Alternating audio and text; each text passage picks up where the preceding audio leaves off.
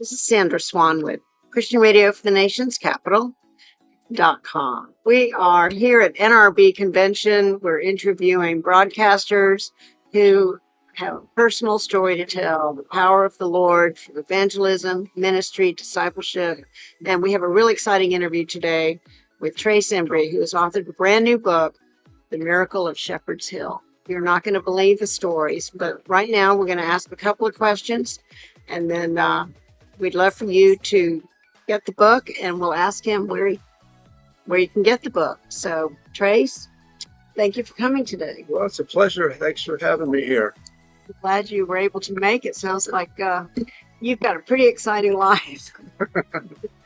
But you've got an incredible ministry. You've had time to write a book and chronicle the stories.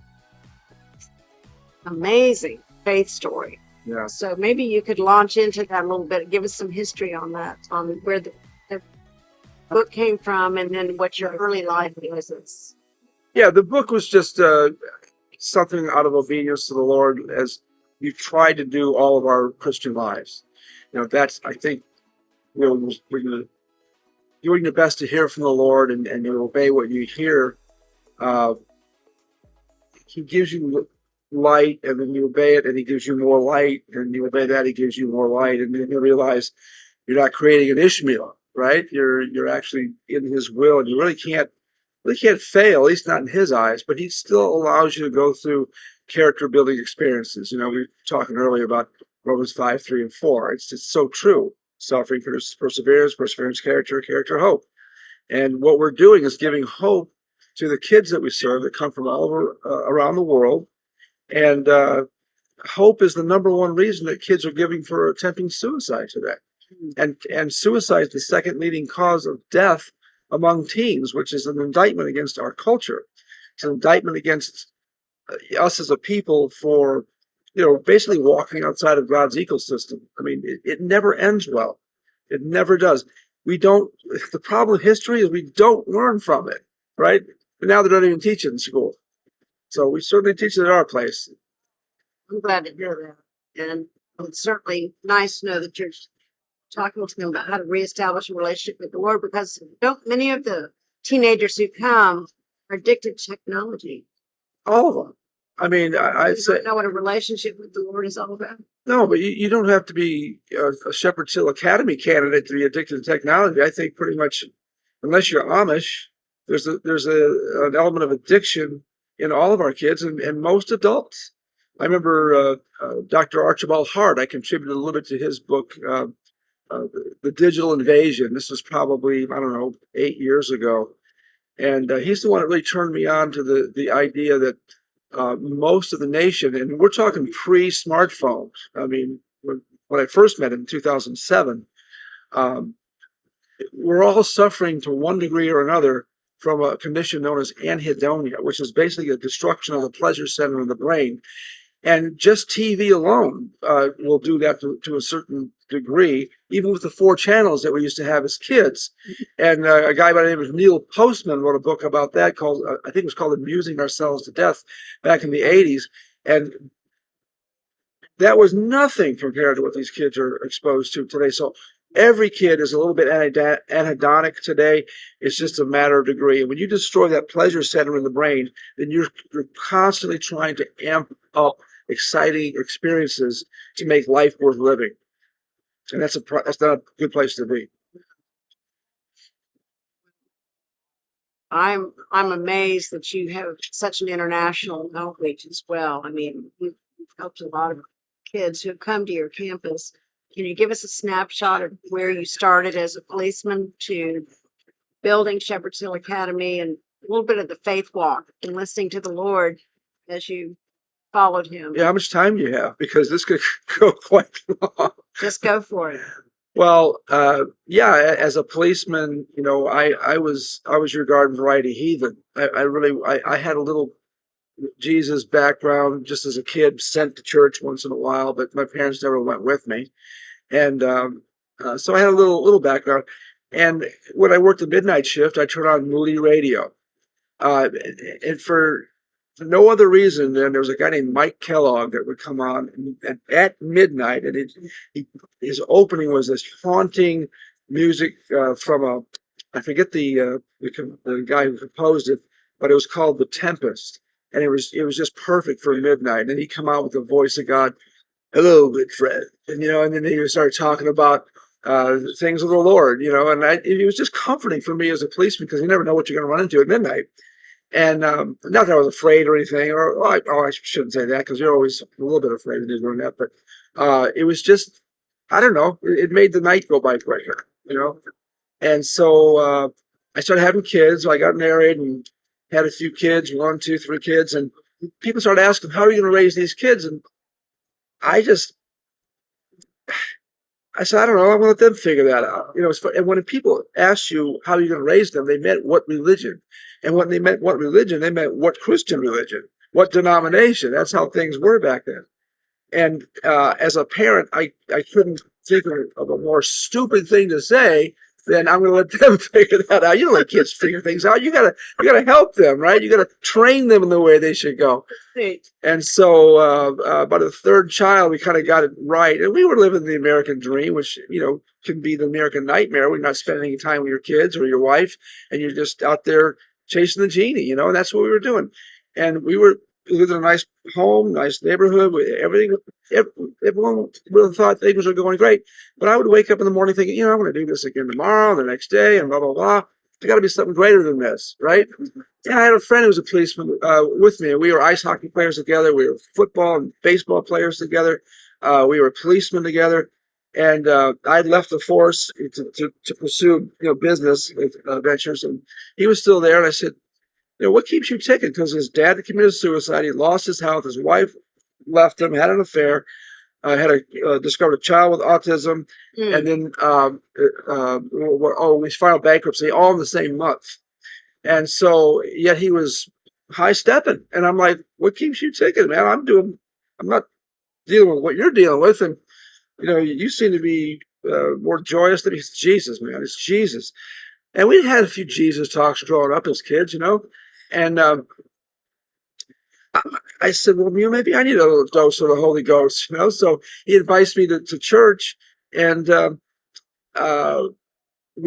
Beth and myself, and our kids, we go, and we're like, we're not coming back here. I mean, it was some guy, he had everyone swinging off the chandeliers, and it's like, my wife has a little bit of a Plymouth Brethren background, and we're not coming back. And I told him that. He says, wait. He says, the new pastor's coming next week. That guy I don't know where he came from. It was a guest.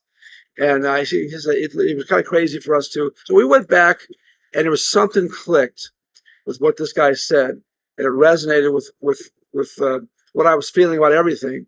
And we just kept going back, and that's where our spiritual journey started. That was 1987, 1988.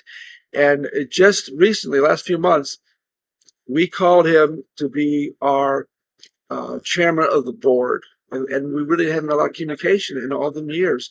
But he had such an impact on my wife, Beth, and me. And he called me one night in the middle of the night when we were wrestling with the idea of God wanting to use two garden variety schmoes like my wife and me for ministry. I thought, this cannot be. And she's got the same ideas, and get rid of those ideas. There's no way we want to do that. And I got a call out of the blue. He calls about 9 o'clock in the evening. He says, our pastor, he says, Trace, have you and Beth ever considered Bible college? I'm like, oh my gosh. Yeah, we've been fighting it off for the last couple of years. And long story short, there was a series of miraculous events that took place that we could not deny, none of which are in the book. No, there's one of them. But there was way more. Don't give away all the book, because we want to make sure people read the book. But there is one in the book. It's a 300-page book, and it would have been a 1,200-page book if I'd have gone through everything. So it didn't make the cut. But we investigated the school that he wanted us to go to, and we went there, and we didn't feel that was the place. And we checked out a place called Coal Falls College in Northeast Georgia. And we told him about it. We come back, and he said, where's that at? And I told him, and he never heard of it. And so we never heard of it. We found it in a Moody monthly magazine. And so anyway, fast forward, we ended up attending. We sold well, we didn't sell it. We were going to walk away from our business. And we had a roofing company, which is one of the few things we did. And we were just going to let it go.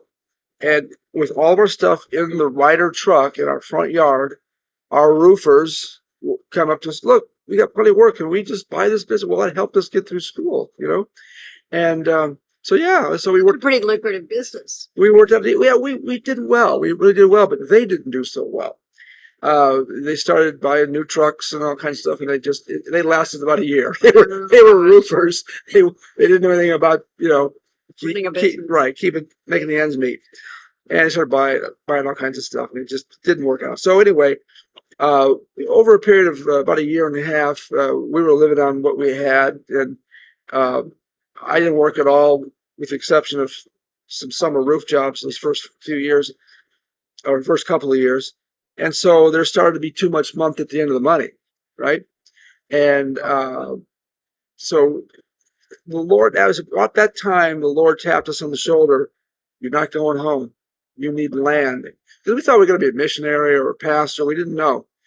And he said, you need land, start looking for it. And my wife, she was on board. I realized, well, you know what? That's probably right. So we loaded up the kids in the minivan. We hit the highways and byways of Northeast Georgia. And the first place we saw, which was 14 miles from the campus of Tacoma Falls College, it wasn't for sale. We didn't even look at a real estate magazine or anything. It just showed up on an old abandoned farm, saw 3 states in the distance, the Blue Ridge Mountains out there. Mm-hmm. And I said, this is it. And she said, you're right, this is it. We knew that was it, but it wasn't for sale. And so we just kept, the next year and a half, we would look at other pieces of property. But every month we keep going back to that property, and to the point where we start picnicking on Shepherd's Hill. It was now called Shepherd's Hill. It wasn't called that then. And we lay a blanket out, and we just pray, Lord, if you really want us to have this, we're sensing what we think we're sensing. You're going to have to make this happen, because we don't have a clue. And one day we're on our way to Royston, Georgia, to look at a piece of property, and passed a magic marker for sale by owner sign on the gravel road that led to what is now Shepherd's Hill Academy. And I did a U-turn, and Beth's like, you think that could be that property? I said, I think so, maybe. And went down there, and there it was, magic marker for sale by owner sign. Went to a phone booth. Guy said, I just put that sign out there a few minutes ago. I said, can you meet us out there? So he meets us out there, and we didn't have any idea how much property was there. It could have been 1,000 acres, 2 acres, we didn't know. And so I found out there was 60 acres there. And that was kind of discouraging, because we didn't have enough faith to trust God for 60 acres. So we said, well, would you divide it up? And he says, yeah. He was an investor. He's a real estate investor. He got it from the state. It was all tied up in the legal system. And then Beth and I walked away from him a little bit and said, look, if the Lord's in this, it's all 60 or nothing. And we said, okay. And we literally had $200 put away for our school account. We paid our school as we went. We had nothing in our checking account, no savings account at this particular time. So this was one of the miracles. This is one of them, just one, believe me. Then I wouldn't even call it the greatest one by far. Mm-hmm. And I said, look, I do business on a handshake. And I kind of always did that. And I said, would you take a bad check for $200 just to hold this property for the next week? He laughed in my face, just like you did. And he said, you know what? He had a business partner. He said, we do business on handshake too. He said, yeah, I'll hold it just for a week. So I wrote him a check. It was, I think it was a Friday or Saturday. And I said, I'll put the money in on Monday. And the following Friday, you show up to my office, he says, and you tell me how you're going to do this. Well, I thought money's going to come falling out of the woodwork if God's in this. It'll just happen. It was a naive kind of a faith. And we were still growing. And we show up, but nothing. I mean, nothing. We had everyone's, I'll pray for you, and all that stuff. I told them everything I just told you. Pray for you, brother. Sounds good. And went back to the owner's office, and he says, "How are you going to do this?" And we're like, our tails went way between our legs. Sir, I have no idea. Yeah, I know you keep our money. No one's more disappointed than we are. Just let us go. We were walking out the door, and he's like, "Young man, I could have sold that property 5 times this week, and two of those people had cash." And I said, I know, you have my 200. Listen, I won't bother you. He goes, turn around. He says, come on back here. What are we going to do with that property? I said, I don't know. Something to do with youth. That's all I know. Something to do with youth. He says, I'll tell you what you do. You go down to the bank. It's about 4 miles from where he told me how to get there. See a guy named Jimmy. He says, you tell Jimmy you want that property on Price Road. I said, who's going to loan me money? I said, you have the last $200 to my name. I don't have a savings account. Nothing's in my checking account. I haven't had a real job in 3 years. My wife makes minimum wage working for the school. I have a single wide mobile home that has the payment on it. I have 3 hungry kids. We buy the generic brand of everything. That's not real good news for a banker. He got mad at me and said, you do what I told you to do. I own that bank. So we jumped in the minivan and we drove to the bank and saw another guy we never met before. Yeah, Tommy said you were coming. Sit down. Ask us a few questions. Okay, we'll close in a week. Wow. What? What an amazing story. So Beth and I walk out to the minivan. I remember looking over the top of the minivan at her as she's getting in. I said, what just happened there? She said, I don't know, but let's get out of here. Yeah. We thought it was some kind of trick that the Southerners play on the Yankees. We didn't know. We were clueless. We didn't fill out a loan app, a credit app, nothing. As we're leaving, he runs out the front door after our van. And I see him. He says, wait a minute. And I'm thinking, okay, the jig's up. He says, I need your last name. Wow. Okay, Embry. See you. We get him down the road. We go back to the seller. His name was Tommy. He said, what did Jimmy say? He said, we'll close in a week. He says, now without 50 grand down, you won't. I said, what? I said, I'm sorry, 3,500 down. 3,500 down. He says, you get 30. He says, 1,500 of that is for a survey because I just sold 5 acres off the back of your property. Oh, wow. Which wasn't our property. But actually, it was originally 65 acres. It became 60 acres when he sold 5 acres off the back. Who was I to complain, right? He says 1,500 of that is going to be for a survey. 3,500 if you don't bring 3,500 to the to closing. He says I got 5 guys standing in line. The $30,000. He picked up the phone. Yes, yep. Like, all right, I got your down payment, which was 35,000. But with 5,000 of that, I had to come up with 3,500 from who knows where, 1,500. He says for a survey, and I know you don't have it. I'll just give you that. You pay me when you get it. Amazing. So I'm thinking there's got to be something crooked in this equation someplace. But I'd have sold my kids for $3,500 at that particular point. So we go back to school because we lived on the campus at the Quail Falls College in this single wide mobile home, and money did start coming out of the woodwork. Kids were emptying their pockets. My wife's boss said, this is May of 1994. My wife's boss said, I have $1,500 socked away for a heating system that I'm going to need in September. Can you have it back to me by September? She says, yes, we'll get it back to you. She had no idea I was coming back. And then we had a 19-year-old babysitter that babysat our kids once in a while. And we would go on our date night, like McDonald's or something. And she said, I love your mobile home. She says, can I buy it? Yep. And that was another $1,500. And long story short, we got the down payment. We ended up in May, I forget, toward the end of May of 1994, we moved into an old farmhouse that had only one room that was habitable. All the walls had holes in it.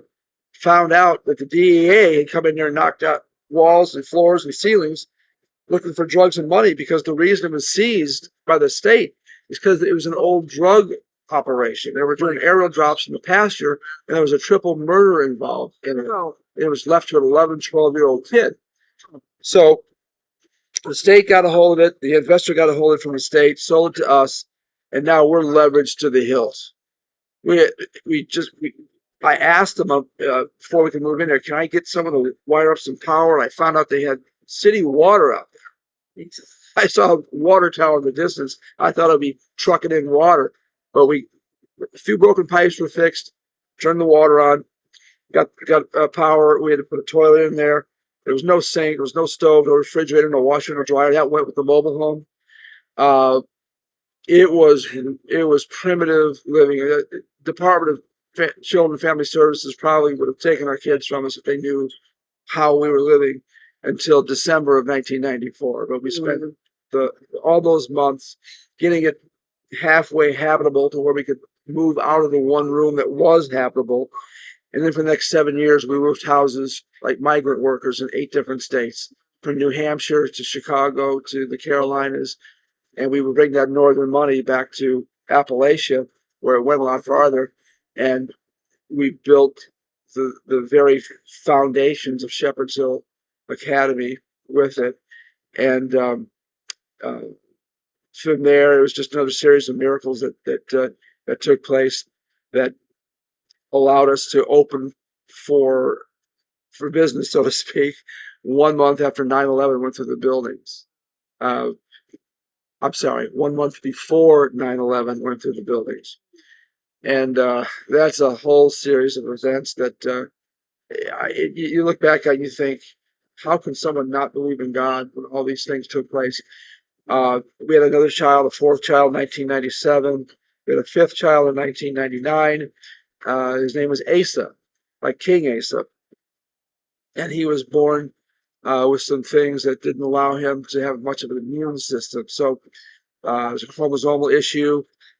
So we were back and forth to Atlanta, 200-mile round trip every day for between there and they finally moved him up to Gainesville, 200 miles to Atlanta, 100 miles to Gainesville every day for 3 months, 3.5 months, I think it was. And it was Heart-wrenching story. It was difficult to try to roof houses, feed your kids, be with your kids, and but it didn't get really tough until we brought them home. And then it was in and out of the emergency room, virtually every week. Yeah. With something. There were caregivers that came in-house and did all the therapeutic things they could do, and try to build a ministry at the same time, and feed your kids. I can't say that it wasn't a difficult time, because it was, but we grew through that. And I remember, we were doing day camps and weekend camps, and we were doing parenting classes and equine therapy.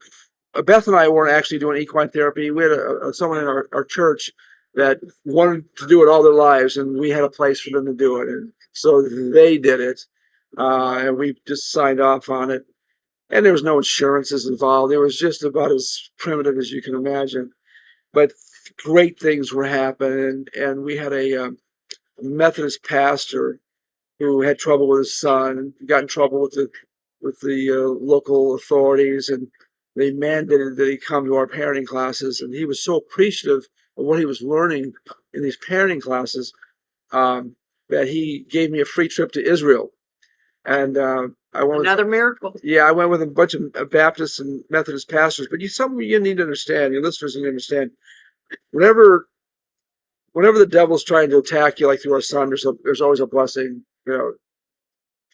Whenever there's a terrible Friday, there's always a good Sunday, behind it. But by the same token, when you're getting blessed, hang on, because the enemy will blindside you. Just absolutely blindside you with something. And I could have never been more blessed in my life than to go to Israel. As broke as we were, I got to go to Israel. And after 7 years of building a ministry to where we knew we weren't where we needed to be, we knew the Lord had so much more. And what he had more was residential care. He wanted us to do true discipleship and have kids live there. And I was kicking and screaming about that one. No way, that can't happen. When I got back from Israel, first thing I saw in the Sunday paper, we were still reading a newspaper, was our farm, an aerial shot of our farm, and was a dotted line through it. right to the middle of everything where the DOT was planning to put a 4-lane highway through the middle of everything that we had worked so hard for. I honestly think that it traumatized my wife so much that it affected her pregnancy. I probably got ahead of myself a little bit. That happened before she actually gave birth to Asen. Okay. And I remember feeling sick. The whole family was just sick because we drove to the local Department of Transportation to find out if this was really true. And it was. Mm. And so for the next 18 years, which is a third of my life, we fought it tooth and nail. Wow. And we found out in that time that God really did want us to use Shepherd's Hill for residential care. And he used the birth, life, and death of my son to do it. And I remember after our son passed, I remember the Lord said, move out of the farmhouse. And I think we just spent 7 years getting this thing rehabbed to where it was actually looked like a house. Now he wants to move out of it. How are we going to do this? Well, land prices have increased, so we refinanced the farm, bought a double-wide mobile home. We were moving up in the world, and moved it, out on Shepherd's Hill. Not because our son was buried at Shepherd's Hill, but because it had the best view on the land. But when our son passed, we were so broke we couldn't afford to bury him, so we buried him on Shepherd's Hill, right under the cedar tree that we would pray on Shepherd's Hill. We erected a cross to commemorate where God answered our prayer to provide Shepherd's Hill. And at the foot of that cross, by the cedar tree, is where our son was buried. And so after a while, I don't know, I want to say it was maybe... You didn't launch your radio show until after. Oh, no, radio show's still a long way off. And the old farmhouse sat empty. And after putting a few pieces of siding on it, it was now officially finished. I don't even live in it anymore. And I'm crying out to God. I go out to the cross every night. Lord, what are you doing to me? What are you telling me? I'm a slow learner, but I will wait on God, and I won't put the cart before the horse. And I went to that empty house, and I had a time with God, a major league time with God. And I thought I heard from the Lord. And I can count on one hand how many times I really, without a doubt, I bet my life on it, heard from the Lord. And I went back to our new mobile home, and I gathered up my kids at the dinner table and my wife, and I said, we weren't eating dinner. I just gathered them up. I said, the Lord spoke to me. I said, if you will, one thing we learned a long time ago, praise God and thank him through all circumstances. And we lived by that. I said, if you'll remind Dad to praise God and thank him through all this stuff we're going through. We were going through some really rough financial times. All of a sudden roofing work seemed to dry up. I never had to advertise an ounce for that. It was starting to dry up. We just buried our son. There were some other things going on. But I said, in a few days, a week, but no longer than a month, we're about to fully realize why we're here in Georgia, why we've been going through what we're going through, what the ministry we're truly supposed to do will actually look like. And it was a few days later, about a week later, I guess it was, I got a call from a headmaster of a school in Atlanta. We heard what you're doing up there. We really like what we hear. Would you consider having troubled teenagers live there? I said, you're the call I've been waiting for. He came up, he looked around, he says, what's your farm pay? He says, I'll pay you a salary. He told us what it was. I'll pay Beth a salary. I'm thinking, man, we're living now. And then he says, how much is your farm payment? Well, the farm payment for 7 years was a new miracle every month because we were leveraged to the hill. We paid that guy the $1,500 for the survey. We paid that like $25 one month, $10 the next month. And he was fine with it, but we did get it paid off. Paying the $30,000 down payment plus the $3,500 that we owed everybody else. So as much money as I made, it always went back out. And anyway, long story short, he started sending kids out. And the first group of kids The second boy walked through the story would be better if it was the first boy, but it was the second boy in the first group of boys. His name was Asa. Now, Asa is not a real common name, but God uses strange ways of confirming that what you did was what I wanted you to do. And he certainly did that. We didn't know why we had to move out of our farmhouse, but that farmhouse became a school, offices. It became a cafeteria, it became a shower house for those first few kids that came. And as we were building and then used the kids to build the outdoor therapeutic part of it, the cabins that they lived on, the kids were building these things. And that's become part of the therapeutic value of Shepherd Hill ever since. They build their own facilities in the woods. And one of the things that they'll tell you, the kids themselves will tell you, never stop making us work with our hands. We never felt so alive, so human, so part of something, so valued. And the key word is make. I cornered them on that. I said, you want us to make you do something? Yeah, we never would have done this if you would have made us do it, So thank you for making us do it. And so, you fast forward from there. Today, Shepherd Hill is a 250-acre facility because of the highway. The highway finally started being built, I think, in 2014. And now we've got all these additional tracts of land that we have to acquire that weren't even for sale, just to keep our doors open. So all these big yellow machines are showing up and knocking trees down. And I remember my daughter being inconsolable. She was born there. And I just remember sitting on the deck of our mobile home, just watching those trees go down faster than you can count. And it put a 14-acre swath through the woods where our boys' camp used to be. And she went out there one night praying, Lord, why are you doing this to our family? And she saw a star on the horizon. Star that she never saw before because she couldn't. It was covered in woods, forests. She put binoculars on it. And it was a cross. It was a cross which is on top of a mountain 40 miles from Shepherd Hill Academy. So a 100-foot tall cross.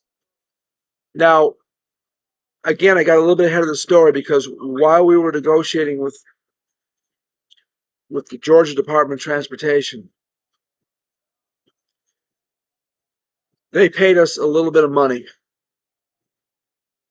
We weren't going to settle for that. But the money they gave us allowed us to purchase a house off the campus to get out of the middle of everything. And here's the crazy thing about this. I was out on a motorcycle ride just clearing my head. And I ended up on top of a mountain called Hickory Nut Mountain, 30 miles from our farm. And I saw this for sale sign. It was with a realtor. And I could not believe what I was seeing. It was the best view I've ever seen east of the Mississippi River. It was just a lot. We didn't need it. We couldn't afford it. There was no point in buying it. But just for spits and giggles, I decided to call and say, tell me the story of this. All right. Well, a guy just bought it for $120,000 to flip it. He's in trouble because this is during the economic crash of like 2009 or whatever that was. So I'm backtracking a little bit.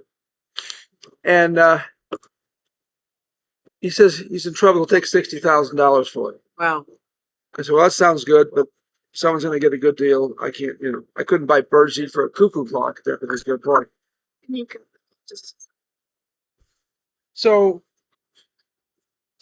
I didn't have $60,000, and I just went home. Told my wife, it's a beautiful place, blah, blah, blah. 6 months later, I get a call. Were you out at Hickory Nut Mountain 6 months ago?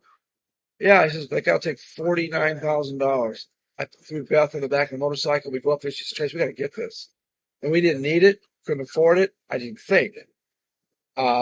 but I went to the bank and we had enough equity in the property to get it, but we needed a place to escape. And we would just put a little deck out there and just lawn chair and call it, done. So the banker's crunching numbers. He says, yeah, you got plenty of equity. We can get it for you. Well, why wouldn't you build a house out there? I said, are you kidding me? I'm sweating bullets now. He says, well, look at this. And he's crunching these numbers. He says, you could build a pretty good house out there and refinance the farm and with the lower interest rates and wrap everything together. You're going to have a house out there. You owe me no more money. And you're going to save your mortgage payment's going to be $600 a month less than it is right now. Amazing. Wait a minute. You can't be serious here. Wow. You cannot be serious. And, but he was. And so we ended up with a 3-bedroom, 3-bath house hanging off the side of a mountain where you can see 3 states. No Amazing. Extra money out of our pocket, but $600 more in our pocket. Another miracle. So, Amazing. And then we just started refinancing the farm to once the big yellow machines showed up. Oh, and by the way, off the back of that deck, 14 miles straight off the back of that deck is a 100-foot cross. You can see, like you can reach out and touch it. It's the same cross that my daughter sees at our place.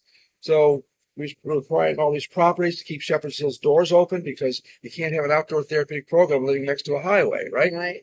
So we acquired 7 different tracts of land, only but one of which was for sale.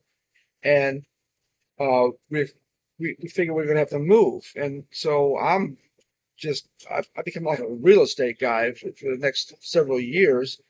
We found a 70-acre tract. And there's so much that can be said about that. But the long story short is the guy showed it to me.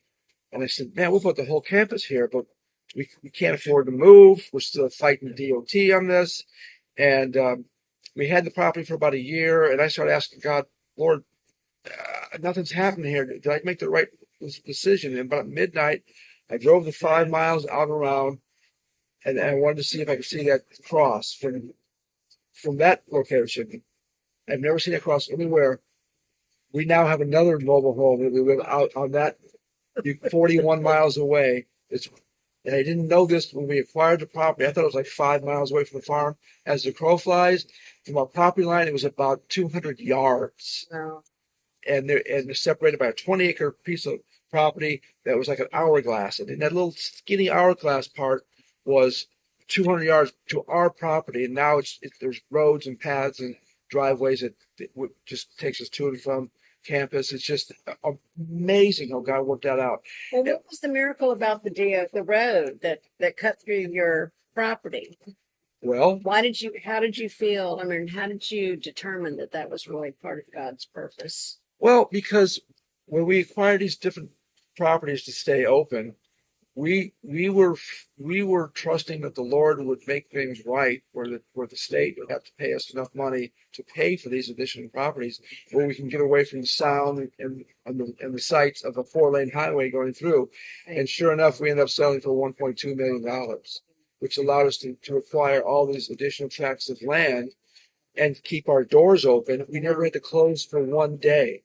Now, there was a Jewish man. Now, all that money is gone. We bought these other properties with it, but at least it's paid for, right? And we had a Jewish man who worked for he was the appraiser for 40 years, and during depositions, we never had to go to trial. We settled, but he said under oath, he said, I've been doing this for 40 years. My mentor told me I would never come across a case where the landowner could keep their land, never shut down, and do what they're doing to really do it. These people did it with 250 acres. Not a lot, not an acre, not 5 acres. He said, ladies and gentlemen, this can only be divine intervention. Wow. He said it under oath. Now, as I was scouting out these 7 different tracts of land to find out where to put a new campsite, because during the construction, we're tearing down and rebuilding to bob and weave around the construction guys, right? It was horrible. Mm. So I ended up on a neighbor's land. I was lost in the woods, and he sees me and he says, what are you doing out here? I said, well, I'm looking for a campsite to build. Oh, you're from Shepherd's Hill? Yeah. He says, how many tracts of land does Shepherd's Hill own now? I'm like, Well, this one, that one, his jaw dropped to the ground. He said, "Do you realize that you own every tract of land that Joe Schmo laundered his drug money working for the devil and he couldn't keep it? And now you're using it for the Lord." And I said, "Yeah, it's all paid off for the same $200 I'll use from the beginning." That's when my jaw dropped to the ground. Yeah. And so ever since it's So it was a testimony to the community, how God had redeemed the land through what he had given you in that vision. absolutely. Well, how did the license to parent launch from after you built the campus? Yeah. How did the radio program get going? Well, it took 2 or 3 years. Again, I'm a slow learner, but we had parents saying, "Tracy, you got to get this information out. What you understand about this and the cultural influences and all the other stuff that what digital technology is doing to our kids and blah blah blah blah blah. You got to get that out." And I fought it. Finally, the Lord like kicking me in the pants again, and we ended up researching a station in Greenville. We did a live call-in show at first. I was nervous as a prostitute in Sunday school doing this thing. I'm not a radio guy. It's my moonlight is that. It's not I go back to my day job, every other Friday. But it resonated with people. People were catching on, and it went nationally syndicated. We're on, I don't know, 300-400 stations, and we don't. It's kind of like the unloved stepchild of Shepherd's Hill Academy. It doesn't get the attention it deserves. But I'm about to go into a succession plan with my kids and let them take it over and give it maybe the time and money and energy that it deserves, because it's twice it's been nominated for NRB Program of the Year, and we broadcast in the middle of a horse pasture. Horses are looking at our windows while we're broadcasting this thing. It's just a really rinky-dink little studio, and yet people calling all the time and emailing us and LinkedIn messages. You never believe how you're impacting us. Oh, And so it's a way to take outside of the gate of Shepherd's Hill Academy what we know is transforming the lives of kids and families inside the gate. And because residential care is so expensive, and that's why we have to turn away about 300 to 400 families every month. wow. And it breaks our hearts to do it. Well, if someone wanted to contribute to your ministry, how would they do that? Yeah, they can go to our website. They can either go to helpmytroubledteen.org, which is easy to remember, or our shepherdshillacademy.org, shepherdshillacademy.org. They can go to licensetoparent.org, licensetoparent.org. They can hear our 30-minute archives, a weekly show, and then our daily 1-minute program, which a lot of people say that's the best stuff we do. It's just these nuggets of parenting information. And they can go to licensetoparent.org for that one. And either one of them, I think they can go to, or they go to Amazon. Just go to Amazon and get our book. Go to Miraculous of Shepherd's Hill. Believe it or not, I know I've talked a long time and maybe faster than anyone can understand it, but they can go to Amazon.org and get licensed to, Amazon.com to get the Miracles of Shepherd's Hill. And Fascinating read. I just could not put it down. It's 5 stars. It's not had any less than 5 stars.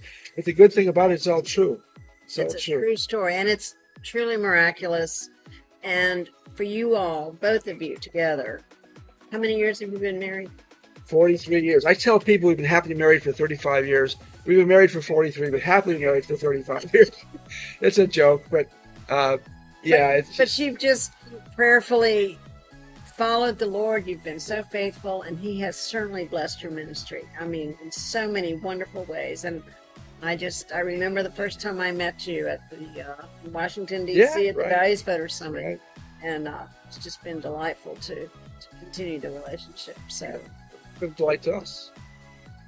well, it's been a joy just to get to know you all and to read the book. So I would encourage our listeners to get the book, reach out, send a contribution, visit the websites. And again, this has been Christian Radio for the nationscapital.com. We're just so glad to have Trace Embry. He's the author of Miracles of Shepherd's Hill, truly miracles. If you want to learn to walk by faith, get the book. Okay. And It's been a blessing to hear the story. Well, it's been a blessing to be with you and be able to share it. But it will definitely be a shout in the arm for someone's faith, and for the non-believers, I dare you to try to write this off as anything other than supernatural. It's a challenge. But it's true, every bit of it.